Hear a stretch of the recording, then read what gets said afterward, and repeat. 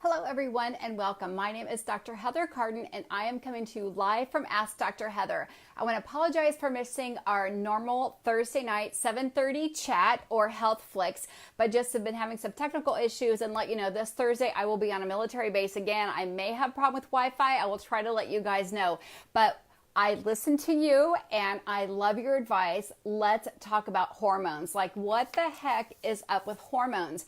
Why are we seeing all ages of people having hormonal imbalance? So we can start to look at early teenage girls having earlier menses than they had before. We can look at teenage boys having male pattern breast problems. We know that's actually one of the top surgeries is teenage boys having male pattern breast reductions, or we're having hypogonadism in young men, or we're having andropause in men. That's similar to menopause, but andropause in men losing their hair, having lower testosterone, lower virulence, or we look at women having PCOS, infertility problems, a lot of people having to take HRT, birth controls, having a ton of problems with our hormones. So what the heck is up with that?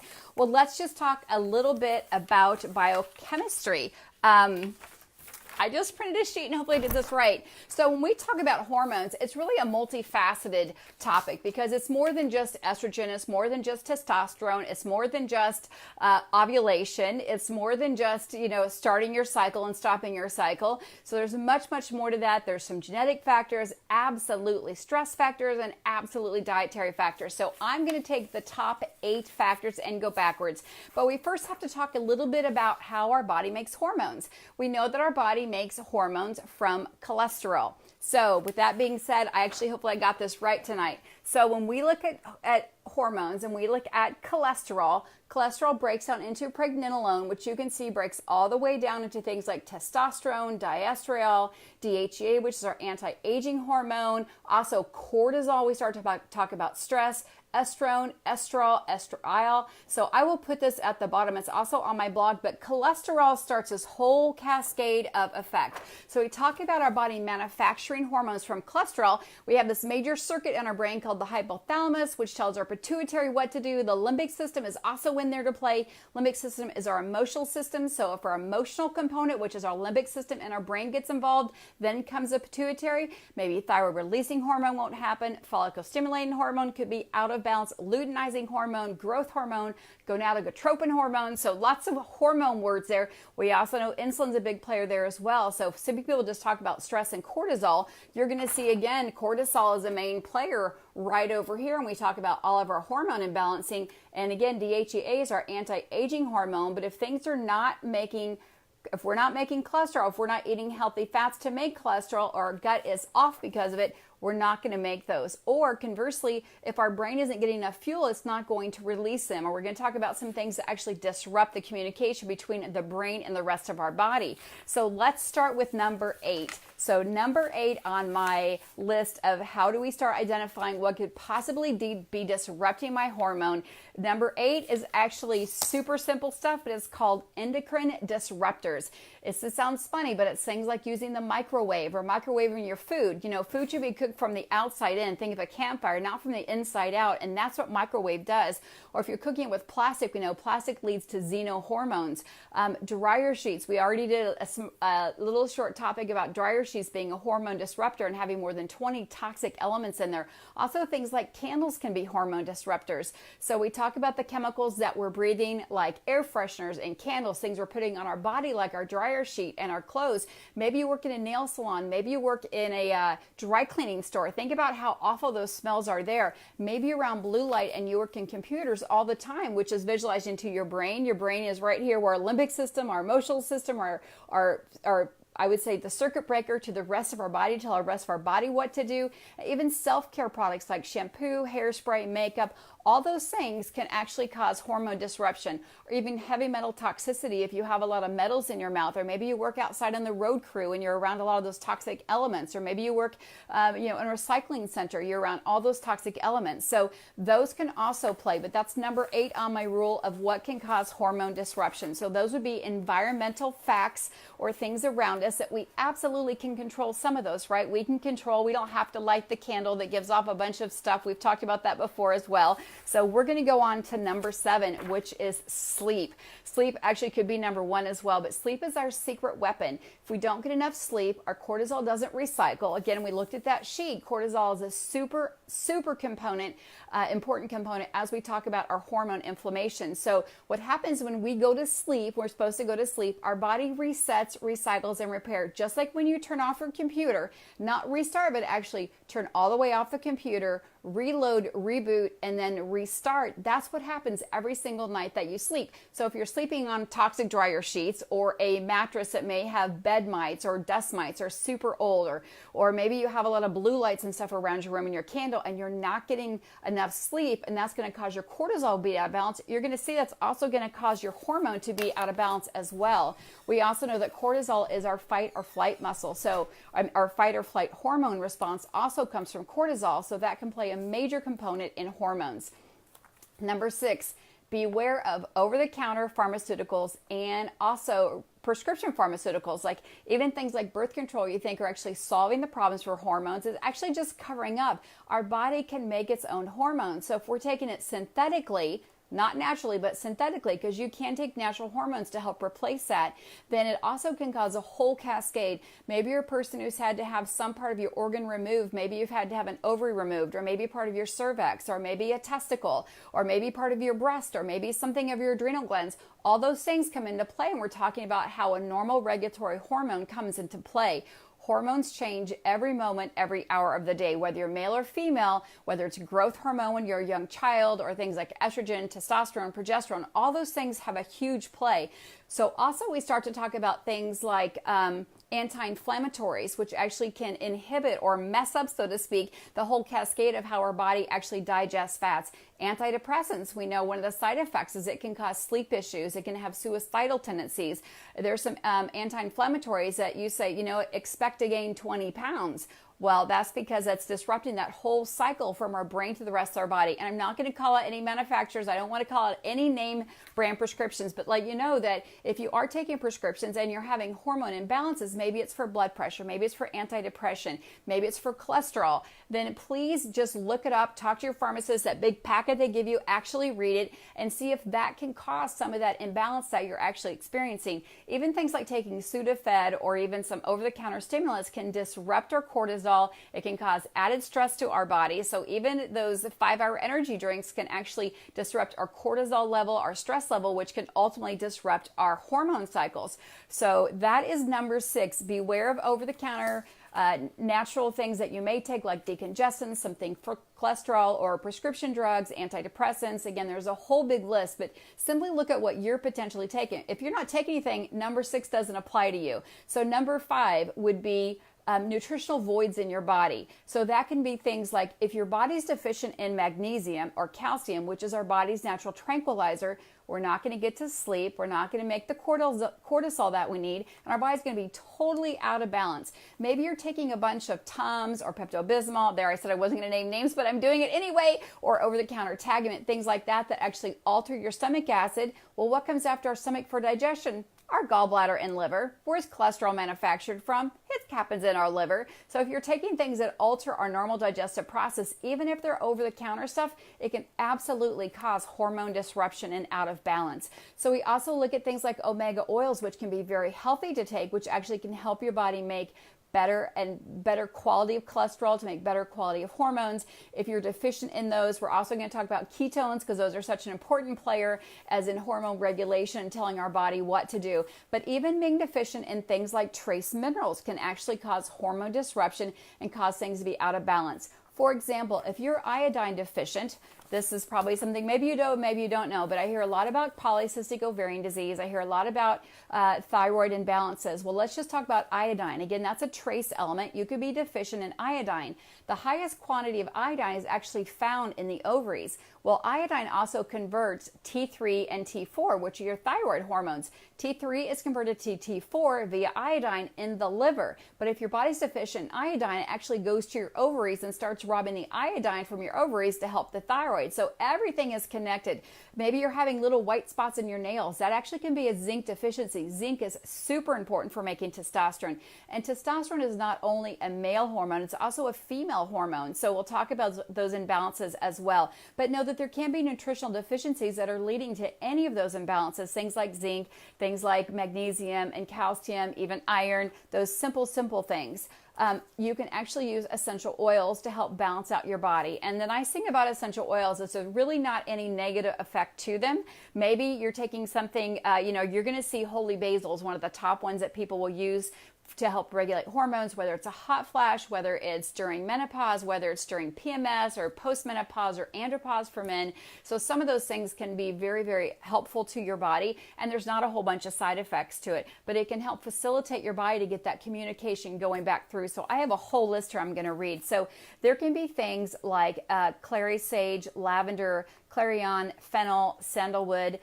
All those can actually be very helpful in helping our body make natural hormones or release natural hormones. So there's one thing, we have to make it. The other thing, we have to release it. And then we have to have the communication from our adrenal glands to tell it what to do. So there's a lot going on more than just I'm low in estrogen or I'm just low in cholesterol. So a lot more major players in there. And it happens in more just in your gonad areas, whether that be your testicles or ovaries for women. It happens a lot in your liver. So number 3 on my list, and hopefully I'm not going too fast, but I just want to spark some interest and help answer those questions.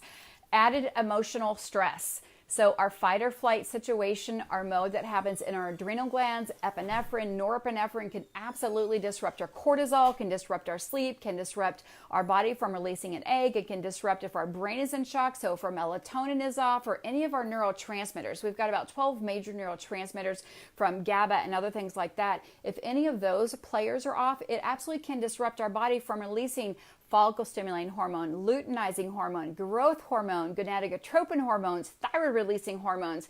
There's again a ton of hormones released from our pituitary, but again, if we have a neurotransmitter out of balance because we are so overstressed, then the other components aren't going to work. What's most important for your body when we talk about survival is the brain and the heart. So that's why when your body gets in a stress mode, that's why your hands get cold, your feet get cold, because it's saving all the blood supply, not for your extremities, which are the furthest thing from your heart, but it's saving all that blood for your heart and your brain and really your trunk, which is the most important. So, if your body's under chronic stress, your body's going to say, hey, we're not going to ovulate. Hey, we're not going to make any sperm this month. Hey, we're just going to have that whole thing out of balance because we're trying to conserve it for our brain health and for our heart health, which can affect everything else. So it's simply more than just having an estrogen out of balance, but that emotional stress can be very, very important when you start to talk about disease relations. So if you study acupuncture, I'm a licensed acupuncturist, we know that with our 12 major organs, there's actually emotions regulated with that. So liver, we talked about the liver making cholesterol, liver converting T3 to T4, again, via iodine for the thyroid hormone, which is very important. Think of a kindergarten when we had to get those eggs and put them underneath the warm lamp. If the lamp wasn't warm enough, then you wouldn't get a chicken out of the egg that you brought to school. Well, that's the same thing with your thyroid. So if people say, oh, my body temperature always runs low, that is actually not a good thing. Maybe it's your normal, but that's not a healthy normal. We all should be around that 98 degrees. We need to do that to fight off infection, have a healthy immune system, to ovulate, to house an egg, to do other things like that, keep all the sperm nice and warm. So again, it's a whole regulatory band of things, but we know with especially acupuncture, it is fear, anger and resentment are the liver emotions that go along with the acupuncture system. Kidney is fear and dread. So you'll see some acupuncturists talking about reproductive issues when there's a lot of fear or past fear or trauma in your life. Or we talk about liver, which is anger, resentment, frustration. A lot of those things, again, your body's not going to convert those hormones because they're locked up in those emotions. So emotions play employment. We talk about the Triad of Health. I was going to get a pen here. I am getting a pen. We talk about that Triad of Health. If you guys are brand new to me, and I do want to say from wherever you're coming from. So when we talk about the Triad of Health, what is most important? Is it the mental emotional component? Is it the chemical component? Is it the physical component? Well, you know what? They're all equally important. And so if one is out of balance, whether it's the emotional component or the chemical component, living in a very toxic world or having endocrine disruptors, it throws the whole triangle out of balance, and then it doesn't do what you want it to do. So number 3 is addressing the emotional imbalances in your body, which actually can help balance out your hormone imbalance. So think how many times we emotionally eat. You're afraid of something, and this is true for children as well as any age adult, male or female. Maybe you're angry, so what do? That's your liver. That's also the color green. Maybe you're going to go for some sugar, things like that will also throw that out of balance. Number 2 is that there are a lot of amazing adaptogens. So as we go through this list, I'm going to give you a list of things to identify that could be disrupting your hormones and things that can also help. Because if we identify that I have a lot of toxic stuff in my environment, I work in a nail salon, I use the dryer sheets, those type of things. I wear a lot of perfumes. I have a lot of candles burning in my house, a lot of different type of chemical toxins. I use a pledge and everything else on my furniture. Those are all called toxic environmental toxins, and we know that can be the overshift for you that could cause everything else out of balance. Maybe you're a person who has more of that emotional imbalance and you really need to address that. So that's why we're trying to just hit those brief components. So number 2 is actually using adaptive herbs. So adaptogens, what adaptogen herb does is that actually your body takes it in. I'll give you some examples, and it uses what it needs and how it needs it. So think about the thyroid for a moment, because that is a big player. We talked about having that warm chicken because we've got to have our thyroid up in order to regulate and keep our body nice and warm in order to house an egg or to house a sperm, to release a sperm, however you'd like to talk about it. But we know that there's an adaptogen herb like ashwagandha, which is super important for the adrenal glands, which also helps the thyroid. We know that whether it's a hyperthyroid or hypothyroid or a hyperadrenal or hypoadrenal, there are adaptogen herbs that actually help both situations. So that could be things like ashwagandha, that can be, sorry, I was trying to read my list down here. That can be things like a variety of different pharmaceutical mushrooms, not recreational mushrooms, but not the normal portobellas that you find. But there's also some mushrooms. There's, again, rhodiola. There's holy basil, which is an herb. So a lot of different adaptogen herbs. But you need to get with a healthcare provider. Don't just start taking stuff. Work with the healthcare provider. But as you reflect on this, and if you're a person who reached out and said, I need some help with my hormones, go through these 8 things and say, you know what? I do have a lot of toxic elements in my house that I could actually get rid of. Or you know what? I do have a lot of toxins, in my body. I probably ought to do a little bit of a fasting. I ought to clean up my diet. So that is going to be number 1. Number 1 is diet. We know that we talked about cholesterol breaking down and making all of our healthy fats. We talk about sugar all the time causing a disruption because we talk about estrogen. So when we eat carbohydrates, we release or use something called aromatase. Aromatase is very estrogenic. Let's talk about dairy for a minute. Dairy only comes from girl cows. Even if you're buying the stuff that says hormone free, you only get milk through the release of a hormone. It doesn't come any other way. It just means they didn't put any extra hormone in the cow's feed, so to produce more milk instead of producing, a gallon a day, it makes the cow produce two gallons a day. So when it says hormone free, it still comes through the process of hormone, whether it comes from a goat, a cow, a sheep. Milk is still from a girl animal, and it still comes through a hormonal process. So we know that dairy can be very estrogenic, throwing estrogen out of balance. Soy also is a phytoestrogen, especially if it's manufactured in the wrong way, whether it's fermented or it's a very cheap type of soy. We see soy laced in lots of different processed foods because it's very economical. It helps shelf stability, but it also is a hormone disruptor. So if you're a person eating bowls of edamame, that could be being the problem. Maybe you're a person who's eating a lot of dairy, that could be the problem. So you start to look at someone who's having premenopause, postmenopause, infertility issue, and you're having yogurt and ice cream and cheese on your salad and feta cheese on this, and you're having dairy 4 or 5 times a day, and then you're having soy. And then on top of that, you're having carbohydrates, which releases aromatase, which increases estrogen. It can throw everything out of balance because we know we have to have the perfect balance in order for our body to have the proper hormone regulation at all ages. So what we want to do is we want to start swapping those carbohydrates for healthy fats. I'll bring that chart up again in case you guys jumped on late. So welcome from wherever you are, and let you know that you can share this. My job is, I'm always here to help inspire and to educate and to help bring some hopefully very very clear, simple truth to what we're doing in our bodies and what's happening. So we'll throw that back again. So we talk about cholesterol being right here, which comes from healthy fats and breaks down into all of these hormones that we need. So we've been told no fat, no fat, no fat, cut the fat out. We've actually taken the cholesterol levels from 1980 being at 279 to 249 to 199. Now we have more heart disease than ever. We have more cancer than ever. We've lowered the cholesterol number, and we have more infertility, more hormonal issues. We talk about girls starting their period sooner than they ever have before. We talk about one of the top plastic surgeries for boys. This is teenage athletic boys. This isn't overweight boys, because we're going to get to obesity in a minute, but we see them having gynecomastia, which means they're having female breast patterning in a teenage male, even if they're in their 20s. That can come from the phytoestrogens that you're eating in your diet, drinking all the milk and that type of things, plus add the stress, the blue light stress, the endocrine disruptors. It can cause a whole cascade of things. We see people having earlier menopause than they have ever had before. We see a higher rate of hysterectomies or partial hysterectomies than ever before. We see a higher rate of all of the cervical, uterine, ovarian, testicular cancers than we ever had before. So what we're doing, or what we were doing, is not working. So moving forward, we start to talk about fats, because our body has to make those. We have to make our hormones from the healthy fats that we eat that generally happen in the liver. And then we're going to talk about ketones. If you heard me share before, all healthy fats break down into ketones.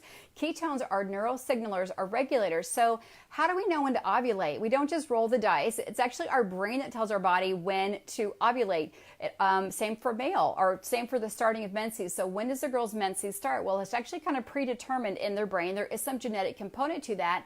But how do we get those elements from our body? Well, it comes from the foods that we eat. If we're eating a diet high in excess carbohydrates, it's causing aromatase and estrogen imbalance, which can cause the progesterone to be out of balance. Because what happens in a normal female cycle, I'm not ignoring the males, because this is true for you as well. We see a lot of low T in males. So this would be true for you if you're having estrogenic foods and having dairy and having a lot of carbohydrates, and you're finding that you're losing hair, you're premature and graying, or you're losing hair earlier before. Women, the same thing. You're losing hair or finding hair in places that you do not want, or you're having hair thinning.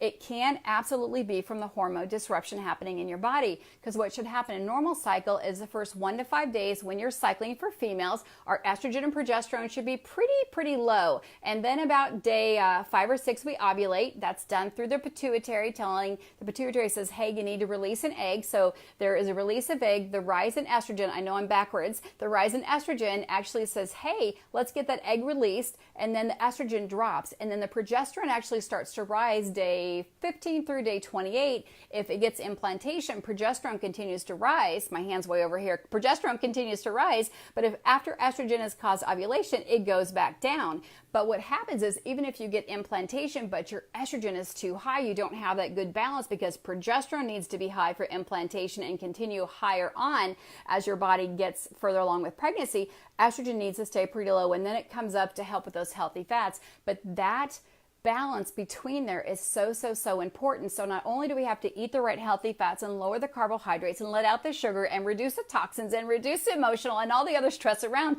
in order for that magical event to happen, the same thing's happening in men, because we're having an excess of blue light, excess in stress. We're, not eating properly. We're eating way too late, so we're not getting enough sleep to let our cortisol be out of balance. Or we're taking a lot of pharmaceuticals that can inhibit either the neuroregulation from our brain, if you're taking antidepressants, anti-anxiety, and I'm by no way saying do not take your medications, but even things like anti-inflammatories or statins, or if you're doing hormone replacement or HRT, or maybe you're on birth control for a long time. Let's talk about birth control for a minute, because I saw that question.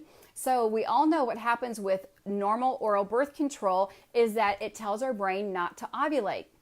So if something's telling our brain not to ovulate, what is that doing to the rest of those releasing hormones we talked about? So if it tells our body, don't release that egg, which again comes from the pituitary right up here that says, hey, ovary, don't release that egg, what happens to the rest of the releasing hormones? It's really hard to get that targeted. So then you start to see the whole imbalance of all the neurotransmitters causing anxiety and depression, and then it can cause obesity as well, because we know estrogen is very good at depositing fat. It's there for when mamas have babies. We need to have the estrogen and the excess fat for us to actually help nurture and actually help feed our baby and close our baby in, keep it nice and warm. So a normal part of pregnancy is to gain weight.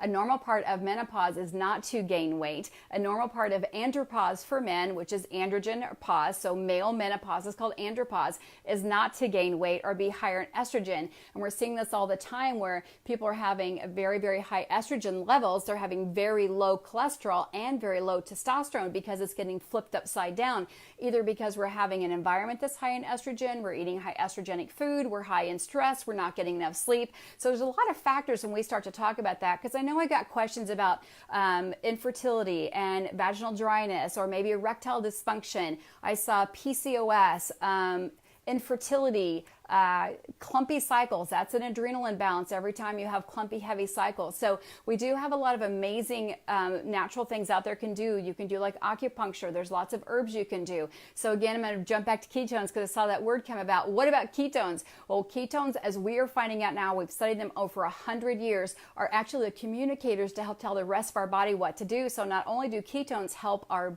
pituitary tell our ovary to release an egg, or tell our thyroid to release a thyroid releasing hormone, or tell our kidneys to help release an ADH hormone, tells our body to do a lot of different things. So I'm just going to run down that list. I want this to be super simple. I do want to let you know this is meant to be shared. I am not perfect, so if I have a word flubbed around a little bit, know that I'm trying to keep it super simple and keep the science very, very simple so you can understand it.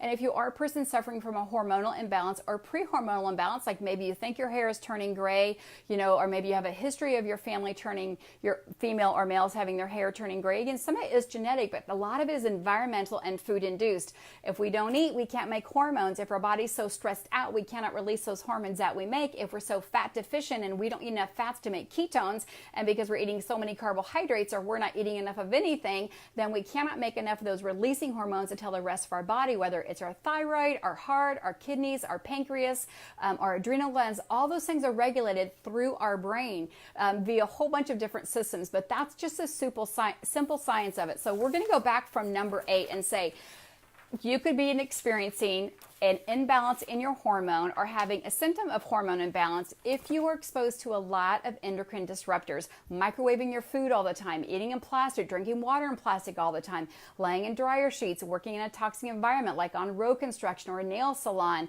or around computers all the time, using a lot of self-care products that actually have high in estrogen or progesterone.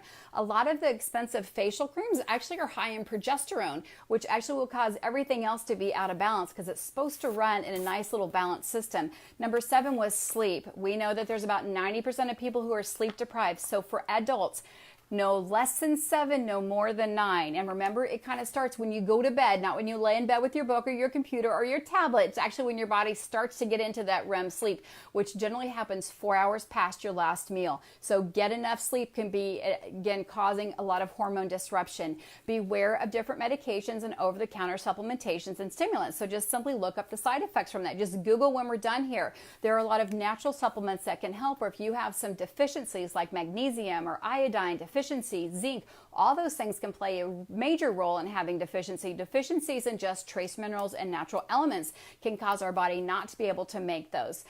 We talked about using natural things like essential oils in our home and in our mouth for toothpaste, for deodorant. We didn't even talk about the hormone disruption about male and females using deodorants and having breast tissue right there, and having males having breast reductions because of over estrogenic activity. Then we talk about number 3, which is addressing that emotional component. So only you can do that, but there are so many amazing things you can do. A lot of these are going to be broken down in some Zooms. So what I want to have you do is, when you see the Google Doc sheet up above, put your name in there and put a little note in there about what topic you'd like to talk more about. Maybe it's about emotional stress and hormones. Maybe it's about fat and hormones. Maybe it's about hormone disruptors, and how that could be helping. So number 3 was addressing that emotional component, that it can absolutely cause an imbalance in all of your hormone. Even tell your body, hey, we are such a crisis stress mode. Don't even ovulate. Don't even make any sperm this month. Don't even let those guys swim. We know we need to have healthy fat to increase motility, make a nice lining for the bedding of our uterus. And so we see girls starting cycles too early. We see women stopping too early. We are not supposed to be in menopause in our 30s and 40s. We are supposed to be in menopause in our 50s. And now we're saying that actually premenopause, or perimenopause they're calling it, can last up to 15 years. So you can actually start that as early as your 30s. We're seeing the same thing for males that used to go bald in their 80s. It's happening in their 30s and 40s. So look at your Facebook friends and look what we're done and say, you know, I don't remember that many people being bald when I was growing up, or that many people having to color their hair when I was growing up, or that many women having to have laser treatment on their lips when I was growing up. So all those are signs of hormone disruption. And so again, the last one is again identifying and swapping out the sugary carbs, swapping out the high carbohydrates, complex carb, trashy foods for healthier fats, whole grain foods that have things like the trace minerals in it that allow our body to make healthy fats, allow our body to be its own natural tranquilizer. Again, we talked about the body being able to take calcium, magnesium to calm down the nervous system in order to let our body do things like make sperm and eggs and ovulate, and also to allow our body to get into that restful state of sleep for at least 7 hours. So that know that hormones are a very complex topic. It's not just a one-hit wonder. You can't go to your doctor and just get one thing, just get some testosterone implants in your bum and say, gosh, I feel better, or just take an antidepressant. There's so much more of a multifaceted. As a functional medicine doctor, we get down to the why. So we start to look at imbalances. So how do we test for that?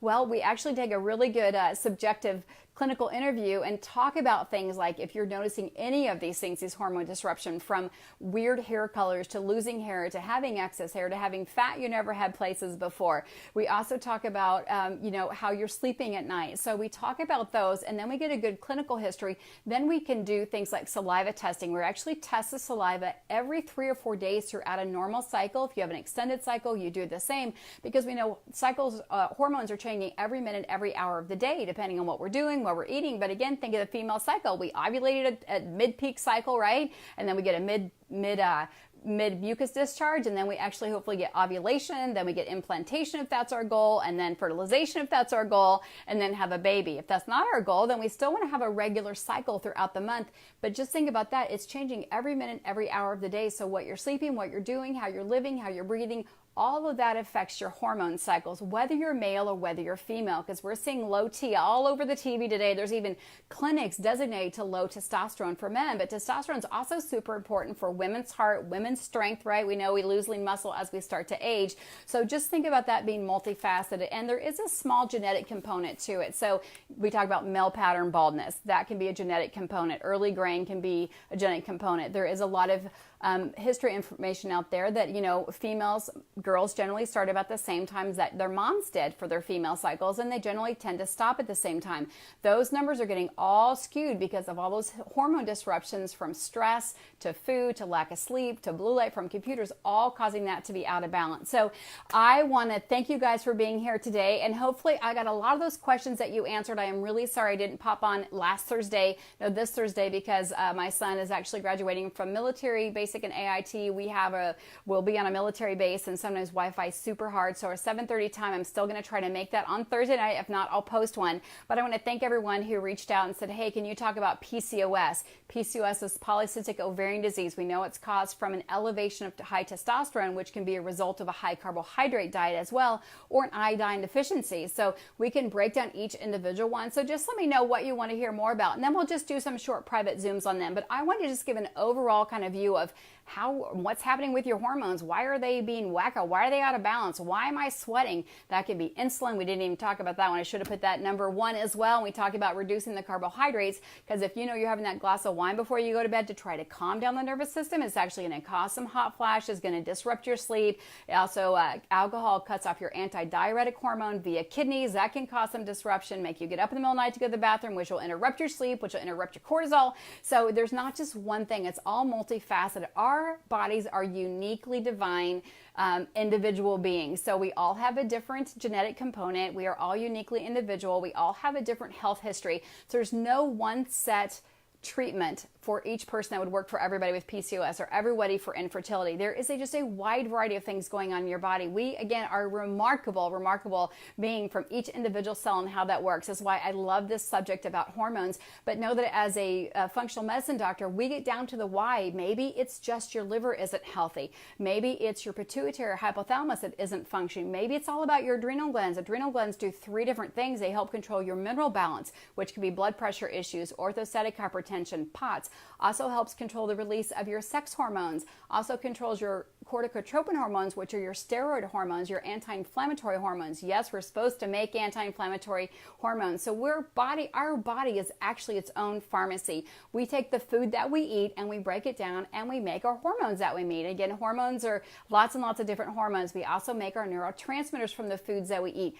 But if we're not eating properly, or we're not allowing our body to be in a proper place for digestion, or we're interrupting digestion, either we're missing organs, maybe you had a car wreck or your gallbladder removed, or maybe you're taking medication that stops your stomach acid from being released, or maybe you're taking a statin, which stops cholesterol production, or maybe you're taking birth control, which stops your brain from ovulating. All those things really add up. So I want you to be your own detective. Write down the list of things we talked about, the 8 of them, and see where that imbalance is hitting for you. And maybe you never even thought you had a hormonal imbalance. And now the more that we're talking, like, you know what, I thought that was normal, but that's actually not normal. So I look forward to having your comments down below and having you guys join me every Thursday at 7:30 Central Standard Time. Again, sorry that I was late this Thursday, but just want to reach out to you guys and everybody who sent me messages and said, hormones, talk about hormones. My hormones are a mess. What happens if?